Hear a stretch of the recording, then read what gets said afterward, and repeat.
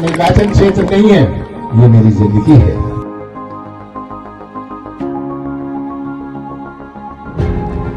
लोकसभा चुनाव का काउंटडाउन शुरू हो चुका है। 19 अप्रैल को लोकसभा चुनाव के लिए पहले चरण का मतदान होगा। मध्य प्रदेश की 29 लोकसभा सीटों पर 2 चरणों में चुनाव के लिए मतदान होगा। लेकिन इससे पहले जानते हैं मध्य प्रदेश की उन सीटों के बारे में, उनके समीकरण के बारे में जहां से प्रदेश के दिग्गज नेता चुनाव लड़ रहे हैं। हम बात कर रहे हैं मध्य प्रदेश की छिंदवाड़ा लोकसभा सीट की।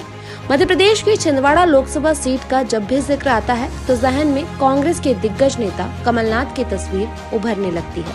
वजह भी है, चाहे आपातकाल के बाद वाला चुनाव हो, चाहे राम मंदिर आंदोलन की लहर रही हो या 2014 और 19 में मोदी के नाम की लहर हो, यहाँ की जनता तस के मस नहीं हुई। इस सीट पर कांग्रेस कितनी मजबूत है, इसको ऐसे समझिए कि 2019 लोकसभा चुनाव में बीजेपी प्रदेश की 29 में से 28 सीटों पर कमल खिलाने में कामयाब रही, लेकिन छिंदवाड़ा सीट को कांग्रेस से नहीं छीन पाई। खुद कमलनाथ यहां से 9 बार सांसद रह चुके हैं। उनकी पत्नी अलका नाथ 1 बार 1996 और उनका बेटा नकुल नाथ 2019 में यहां से चुनाव लड़ चुके हैं और जीत भी चुके हैं।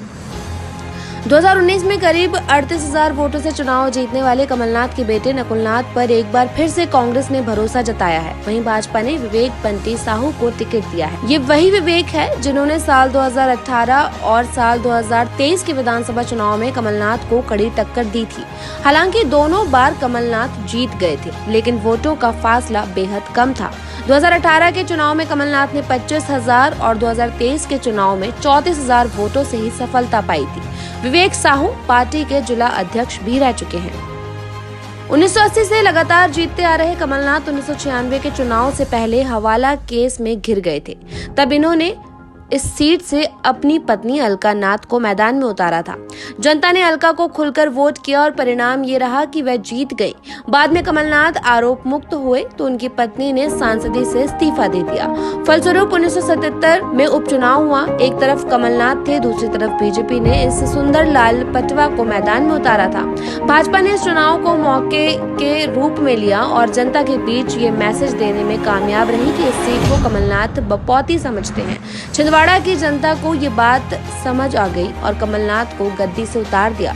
1952 से लेकर 1919 तक हुए चुनाव में सिर्फ यही एक मौका था जहां बीजेपी इस सीट को जीतने में कामयाब रही। बता दें, छिंदवाड़ा लोकसभा क्षेत्र में आने वाली 7 विधानसभा सीटों पर कांग्रेस का ही कब्जा है और ये सीटें हैं पांडुरना, अमरवाड़ा, जुन्नारदेव, सौंसर, चौरई, परासिया और छिंदवाड़ा। इनमें से 3 सीटें एसटी के लिए आरक्षित हैं। 21 लाख आबादी वाले इस लोकसभा सीट पर 92% हिंदू और सिर्फ 4% ही मुस्लिम हैं। इस सीट पर कुल 15,12,359 मतदाता हैं, जिनमें 7,71,601 पुरुष और 7,40,740 महिला मतदाता हैं।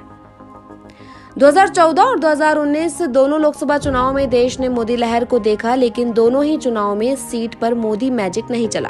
2014 के चुनाव में कमलनाथ और 2019 के चुनाव में उनके बेटे नकुलनाथ ने जीत दर्ज की। 19 के चुनाव में तो नकुलनाथ प्रदेश से इकलौते कांग्रेस के सांसद हैं, यानी 29 में से 28 सीटों पर बीजेपी ने ही कब्जा जमाया था।